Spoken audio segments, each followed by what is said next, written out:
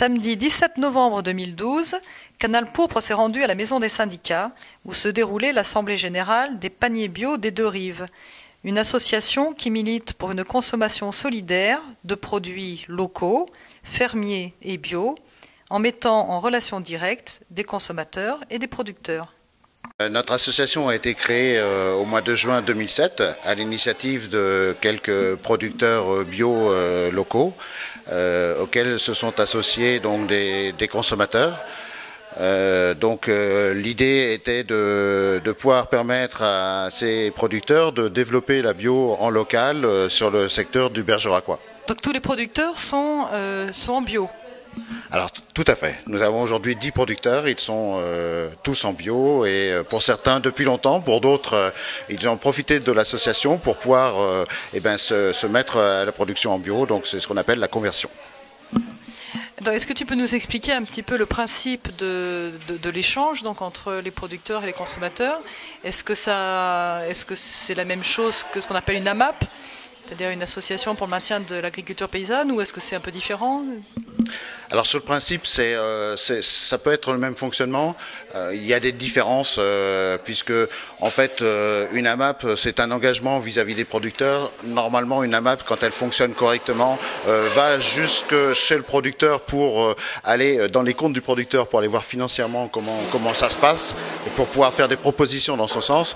Nous ne fonctionnons pas directement, nous n'allons pas dans les comptes du producteur. Par contre le fonctionnement est le même, c'est-à-dire pour chaque adhérent, c'est un engagement pour un ou plusieurs producteurs, puisqu'il y a, comme je vous l'avais dit, 10 producteurs.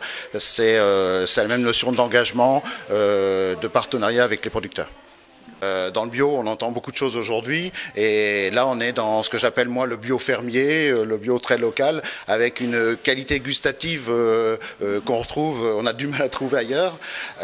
Ensuite, on a une gamme de produits qui est importante, puisqu'on va des légumes, des fruits, aux œufs, par toutes les viandes, le vin, le miel, j'en oublie certainement, les produits laitiers, les produits à base de lait de chèvre.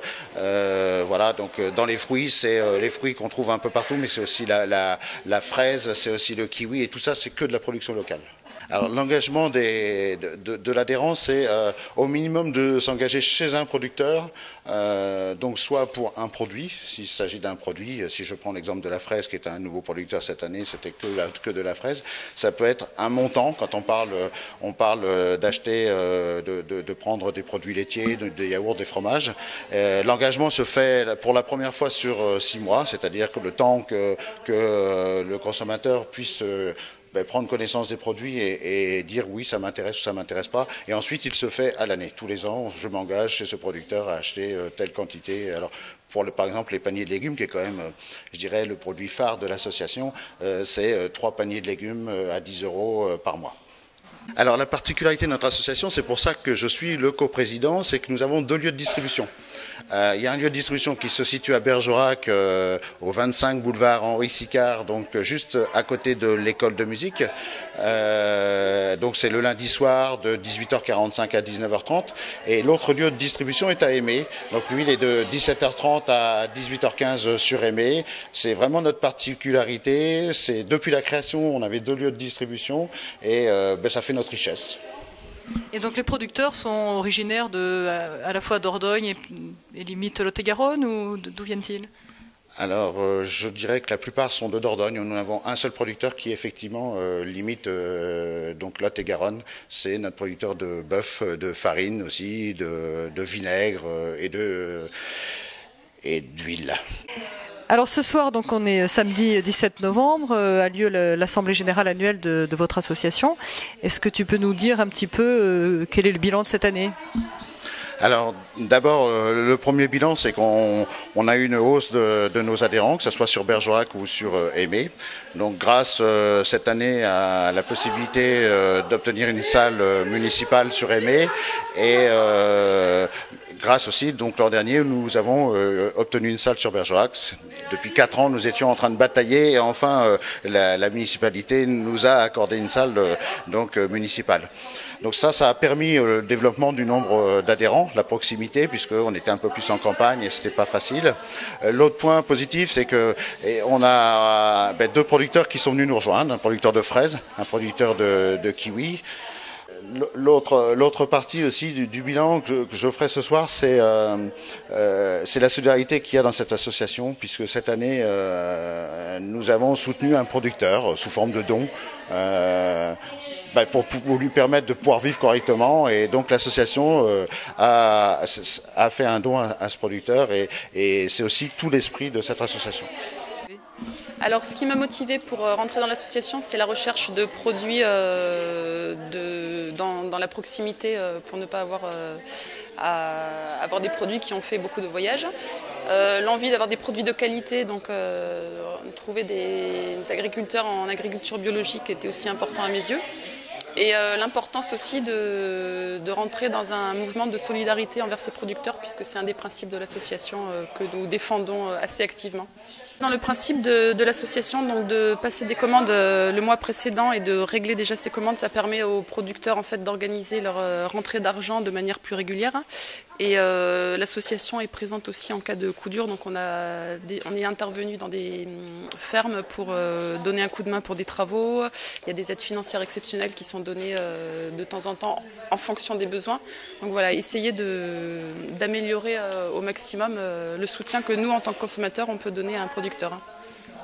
Quand vous parlez de soutien en tant que besoin, c'est par exemple quand il y a des intempéries, des choses comme ça? Voilà, l'an passé, suite aux intempéries liées au froid et à la neige début février, je crois, on a une productrice qui avait perdu une partie de son stock de réserve d'hiver, et là l'association a débloqué une aide exceptionnelle pour pouvoir procurer un minimum de revenus à cette productrice. Moi personnellement, je vais tous les lundis à toutes les distributions, puisque je suis intéressée par 75% des produits de l'association. Donc les légumes tous les lundis, et les autres, on a un calendrier en fait de distribution qu'on donne par trimestre et qui permet de répartir l'arrivée de tous les producteurs. Je suis productrice d'œufs, de fruits, et puis je fais des pâtes et des confitures. Je suis rentrée dans l'association dès le début, quand elle a commencé.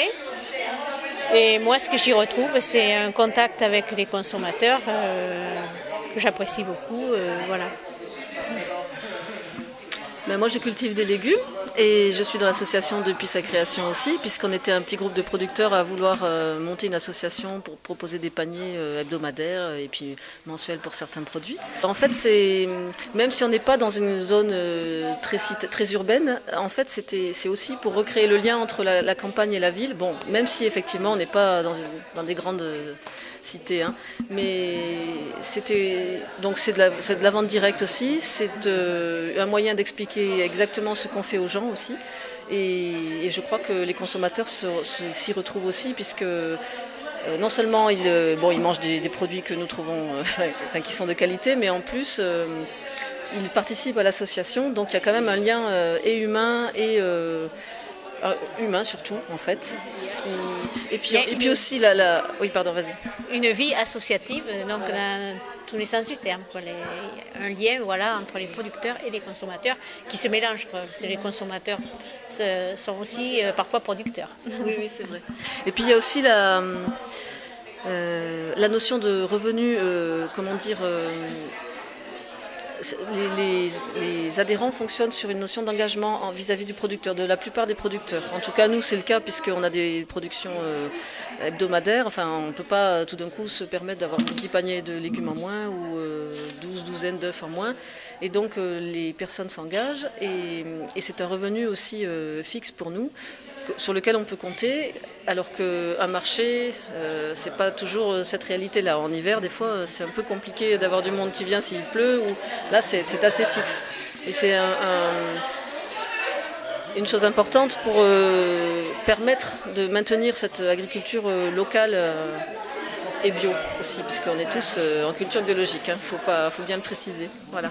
J'ai toujours été en culture biologique. J'ai appris mon métier comme ça, sur le tas. Et j'ai jamais envisagé autrement. Voilà. Donc, et je n'envisagerai pas autrement non plus. Moi, non, puisque mon mari est déjà agriculteur en conventionnel. Et moi, je me suis installée en 2000 en agriculture biologique. Mais voilà, donc j'ai connu aussi le travail et je connais encore le conventionnel.